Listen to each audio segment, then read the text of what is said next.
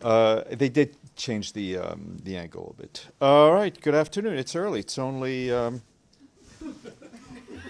ish. All right, just a couple of programming notes. Today at 3 p.m. in the ECOSOC chamber, the UN Peacebuilding Commission will hold its annual session under Secretary General for Political and Peacebuilding Affairs, Rosemary DiCarlo, will brief on behalf of the Secretary General. And if you happen to be in the delegates area, a peacebuilding exhibit is being displayed along the curved wall in the delegates area. The exhibit will be up till the 27th. Tomorrow at 10:15 a.m., there will be a press conference here by Virginia Gamba, the Secretary General's Special Representative on Children in Armed Conflict, on the annual report on children in armed conflict. In the Security Council this morning, the Secretary General delivered remarks on the Council's meeting on poverty, underdevelopment, and conflict, that sustainable peace requires sustainable development. The flames of conflict are all too often lit and fed by persistent poverty and growing inequalities, he said, adding that it's no coincidence that 9 of the 10 countries with the lowest human development index are currently in a state of conflict. Mr. Guterres said that 40% of the 700 million people living in extreme poverty live in conflict-affected or fragile settings, and that the situation is only getting worse. 10 years after the adoption of the Sustainable Development Goals, he said 2/3 of the targets are lagging, and the world is falling short by over $4 trillion United States dollars annually in the resources developing countries need to deliver on the promises of the 2030 Agenda. The Secretary General said that the 4th Conference on Financing for Development, starting next week, will be an important moment for the world to fix and strengthen this essential engine. And Kanya Wignaraja, Assistant Secretary General for in UNDP, also briefed Council members. She noted that climate change has been a crisis multiplier, forcing people to flee their homes around the world, from Nigeria to Myanmar and beyond. Focusing now on the situation in Gaza, the Office of the Coordination of Humanitarian Affairs says that widespread bombardment, shelling, and shooting continues, resulting in reports of scores of fatalities, even more injuries, including among those seeking aid, and we're seeing that today. Yesterday, a team from the Nasser Medical Complex, a UN team visited the Nasser Medical Complex in Khan Yunis, which, as you know, and we've been telling you, is struggling to stay operational under relentless pressure and severe shortages of just about every item. Our colleagues from WHO and OCHA were there following the arrival of hundreds of casualties, including many who were reportedly attacked while waiting for food. WHO's Director General, Dr. Tedros, said the hospital was hosting twice as many patients as it can handle. Dr. Tedros added that the hospital cannot expand its capacity because it lacks ventilators, it lacks monitors, it lacks beds, as well as staff to operate all of the hospital. Yesterday, WHO was able to deliver minimum amount of fuel to the hospital to power up its backup generators. OCHA reminds us that no fuel has entered the Gaza Strip for 110 days. Yesterday, we mentioned an attempt by our colleagues on the ground to retrieve fuel from the Al-Tahrir station in Rafah. We can now confirm that the operation was indeed successful. About 280,000 liters of fuel were retrieved and transferred to a more accessible location in the Deir al-Balah area. OCHA also tells us that while this buys a bit of time, it is far from enough. To keep life-saving operations going, fuel purchased outside must be allowed to enter Gaza. Unless this happens very soon, hospitals, ambulances, water desalination plants, phone networks, and other critical services will grind to a halt. Meanwhile, OCHA also tells us that efforts to repair a fiber optic cable that was damaged are being hindered, causing a major telecommunications outage for the 3rd day in a row. Today, Israeli authorities initially approved but then impeded the movement of a team that was set to identify where this fiber optic line had been cut. As you'll recall, this cut is impacting central and southern Gaza, and until the issue is resolved, people are cut off from life-saving information about where to find help. Our own humanitarian teams are unable to properly coordinate and move about safely in Gaza, which, as you know, is a rather dangerous area. Meanwhile, you will recall that no shelter materials have entered Gaza since March 1st, before the Israeli authorities imposed a full blockade on aid and any other supplies for nearly 80 days. While some commodities have subsequently been allowed in small quantities, tents, timber, tarpaulins, and any other shelter items remain prohibited. Almost everyone in Gaza has been displaced multiple times during this war, and shelter conditions are quickly deteriorating even further.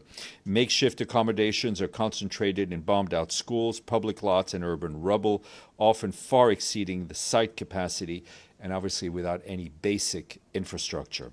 We, along with our partners, have some 980,000 shelter items, including 50,000 tents, ready for prioritization and dispatch as soon as access is granted.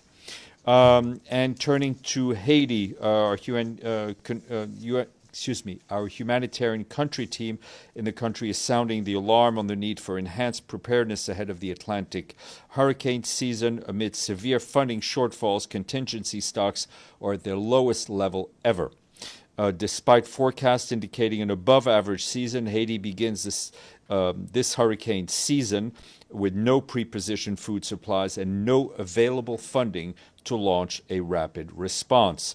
This comes as 5.7 million people in the country face severe food insecurity, and more than 230,000 displaced human beings are living in makeshift shelters.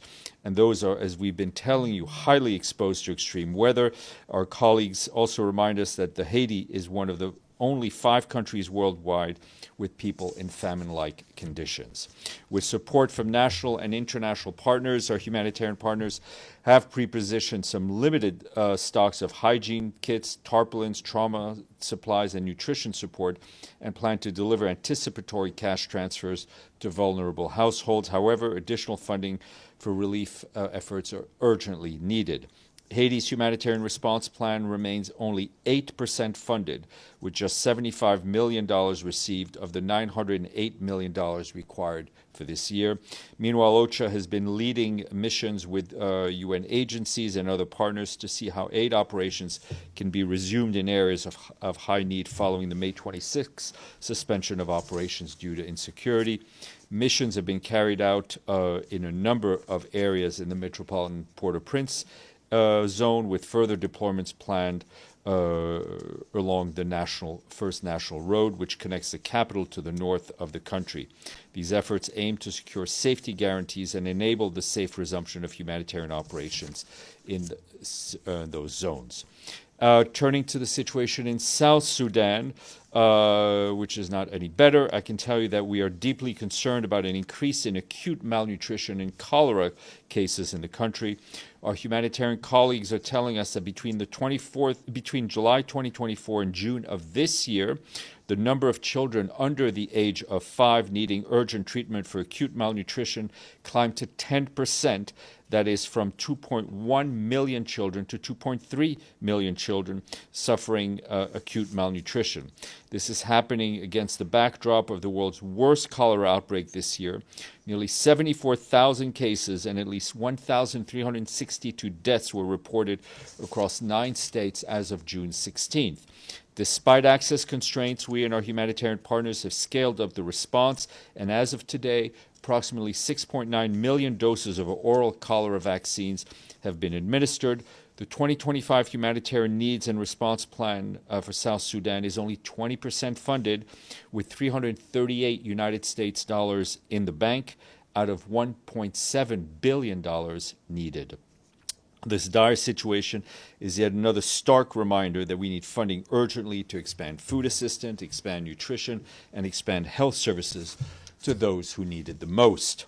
And speaking of humanitarian work, just a quick update for you on the Humanitarian Reset, which, as you'll recall, our good friend Tom Fletcher, the head of the Humanitarian Affairs Department, spoke to you about from this room about 3 months ago, following a meeting this week of the Interagency Standing Committee, which brings together major UN humanitarian partners and international NGOs.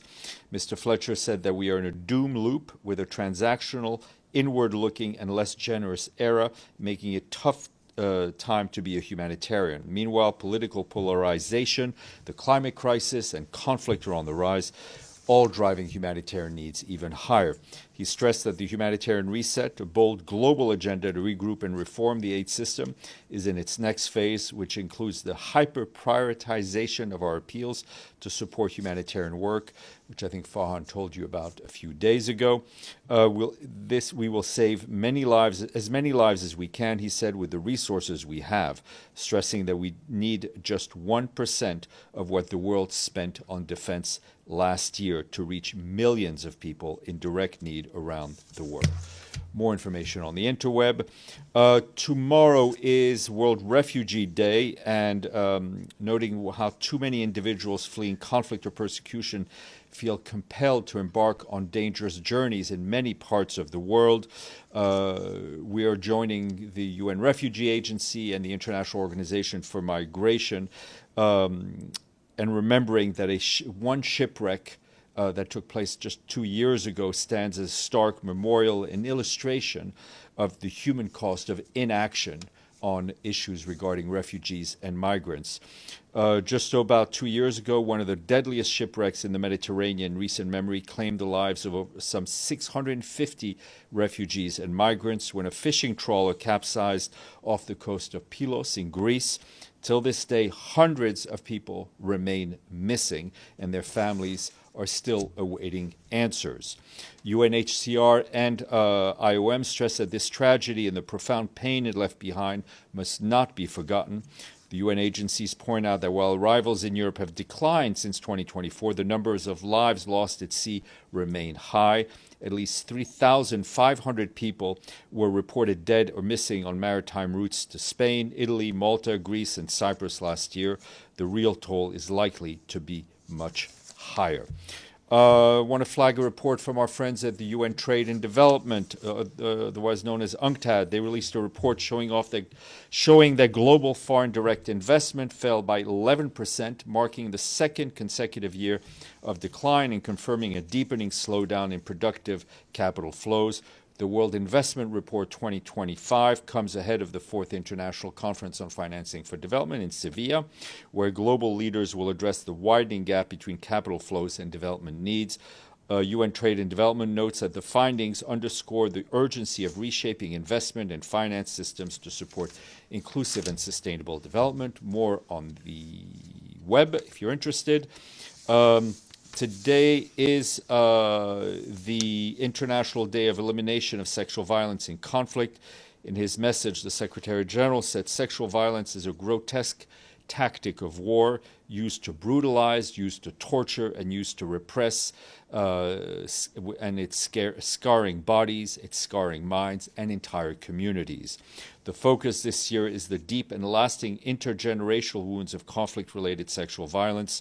To break the cycle, the Secretary General said we must confront the horrors of the past, support the survivors of today, and protect future generations from the same fate. There was an event this morning to mark the day, co-organized by our colleagues in the Office of Special Representative of Sexual Violence in Conflict and the Special Representative of Children in Armed Conflict. And also want to flag that our colleagues at the UN Development Coordination Office tells us that today, Rana Taha of Jordan took up her new assignment as the UN resident coordinator in Tunisia with the host government's approval. She brings over 20 years of experience working for UN agencies, funds and programs, and UN peacekeeping and special political missions. Before that, she served as team leader and senior peace and development advisor for the UN in Kenya, and we congratulate her. And just, sorry, I should mention this with a note on refugees, but in honor of World Refugee Day, UNHCR is hosting a showcase of refugee-made products in the General Assembly lobby to spotlight the contributions of refugees make when they are included and given opportunity self-reliance. UNHCR's Made 51 initiative connects refugees to the global marketplace, enabling them to earn income, preserve cultural heritage, share their skills around the world. They're also giving out limited number of bracelets handmade by refugees women in South Sudan and Kenya. I've got one, but you can go buy stuff. My birthday's coming up, and it's never too late to start Christmas shopping. Speaking of Christmas shopping, Edie. Thank you, Steph. Does the Secretary General have any comment on tomorrow's meeting in Geneva between the foreign ministers of the UK, France, and Germany, and Iran's foreign minister? And will the UN be monitoring or participating? We will not be participating. We'll obviously be following it. I mean, as we said yesterday, for the Secretary General, for us, it remains clear that diplomacy is the only and best way forward. Let's see what comes out of this meeting, but the fact that there is a dialogue between Iran and those three European Union countries is a positive in itself, but obviously we'll have to see what the outcome is. Deji. A follow-up. Yesterday, obviously, multiple reports suggest that the U.S. President Trump has already green-lighted the plan to strike Iran, but has not yet made the final decision. In such a circumstances, who has the Secretary General been contacted with, and is there like a possibility that he could talk to the U.S. interlocutors with him? Well, we've been in touch with the U.S. mission here for the last few days and passed on the message privately that we have said publicly. I think as we were very clear yesterday, we worry about any additional internationalization of the conflict. Did they listen? Did they listen? Well, I think we will leave it to journalists to analyze the situation. Okay, total different topic about the UNAID initiative. We know that last week happened to be the week those entities they are submitting their plans. So is cutting staffs, 20% inevitable? Have you got all the plans already? It is. This process is ongoing. It is across the board in the Secretariat, and including in the Secretary General's own office. I think his own office is not exempt from it. I spoke to Guy Ryder yesterday, and we hope to have him and other senior colleagues come and brief you in person. In the spokesperson's office, also included I think in the job cut? there is no. It is the need to reduce is across the board, and no office is exempt. Okay. Abdel Hamid. Thank you. Another 22 Palestinians were killed while waiting for food. And again, I didn't hear that number coming in the briefing. I will keep asking about numbers. Palestinians are not only just scores or number of Palestinians were killed. I'm not debating that with you. I mean, in the note that I just read, we talked about the fact that people continue to be wounded and continue to be killed while doing what is the most basic human need, trying to get food, trying to get the most basic supplies. No human being should be killed trying to feed themselves or trying to feed their family. In Israel, the U.S. ambassador in Israel, Mike Huckabee, he suggested to President Trump to bomb Iran with a nuclear bomb. Any comment? I haven't seen those particular comments, but I have seen a lot of unhelpful rhetoric around this conflict, including around use of nuclear weapons. And I think the Secretary General has spoken out a lot in the last Do you year see that- about the issue of dangerous rhetoric around around nuclear weapons. As we were very clear yesterday, we do not want to see a further internationalization of this conflict. We want the military action to stop, and we want to return to diplomacy. But does the Secretary General see there is a rise of fascism in the world of today? I think the Secretary General has spoken about the rise of extremism and xenophobia for quite some time. In fact, since the beginning of his tenure. Stefano, then Mr. Bays, and then we'll go that way. Thank you, Stefan. What does the Secretary General expect from Berlin for their conference tomorrow on Libya? There is a conference tomorrow on Libya. I think anything that would advance the cohesiveness of the Libyan political leadership and help move the political process forward would be welcome. Mr. Bays. We've seen people fleeing Tehran. We've had lots of reports of people who are thinking of leaving Tehran. What is the UN monitoring population flows in and out of Iran? Are you seeing large numbers of people?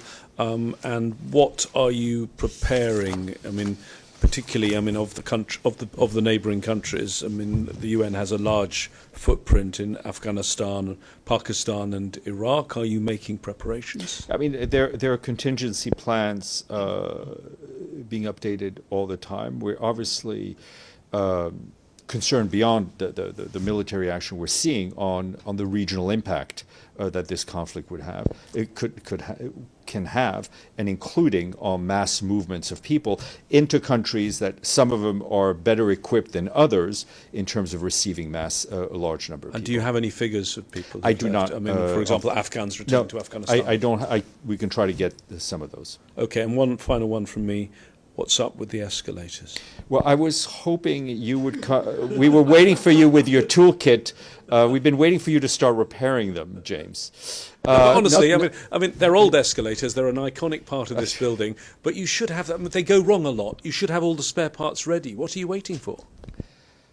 Just a quick follow-up. I will not entertain a follow-up on an escalator question. No, I'll come back to you. Volodymyr, please take me someplace else. Thank you, Stefan. According to a report by Japan's NHK, North Korea, a military ally of Russia, may deploy up to 20,000 workers to a drone factory in Yelabuga, Russia, to help boost Russian drone production. The goal appears to be to train North Koreans in manufacturing and operating drones. What would you say? We don't have any independent verification of that report, but I think, whether it's the conflict you're speaking about or any other, further internationalizing any conflict, I think takes us away from the end of that conflict. Yep. Thanks so much, Steph. On tomorrow's meeting on Iran at the Security Council, who will brief the Council? I expect the Secretary General to give opening remarks, and Rosemary DiCarlo will likely also brief. Evelyn, and then Yvonne. Thank you. I'm not sure if I missed something along the months on South Sudan. When you mentioned it with cholera and so forth, has the United States put more migrants there? I don't think one is linked to the other. I don't. No, I don't know. That I can't answer. I don't know. Right, and also, it's Juneteenth here, which stands for freedom, the symbol for freedom, even if not always the reality. Yvonne. Thank you. It's just about the escalators. No, I'm joking. The Irish gift of humor. So my question is, does the Secretary General look at the events going on in the Middle East and Israel's bombing of Iran's nuclear facilities and think that this could, do actions like this encourage countries, in his view, to acquire their own nuclear deterrent? I think it's a very valid question. What we want to see is a reinforcement of the Nuclear Non-Proliferation Treaty, not a weakening of it. We want to see fewer nuclear weapons, but what we want to see in any conflict is the full respect for international law, the full respect from the Charter, and we're seeing that being gnawed at by so many countries around the world. Deji, please. Not escalator. A follow-up of James' first question. Did UN itself have any contingency plans in both Israel and Iran to evacuate your people? Yes, and we're dealing with that. We're ensuring that our staff is safe. The process started, or it's ongoing. Stefano and then Edie. Thank you, Stefan. President Trump repeated that he doesn't know yet if he's going to attack Iran or not. He's going to take a decision and can go either way.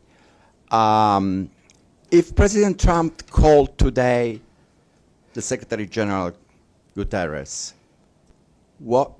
and asked him if, an advice, what would be? What do you think the Secretary General's advice would be if two options were presented to him? Can we know publicly? I mean, I think that answer is pretty obvious. I mean, the Secretary... how he will convince him, because he's still I'm not going convinced. into hypotheticals, Stefano, but I think from what I said today, what I've said yesterday, the message from the Secretary General is clear.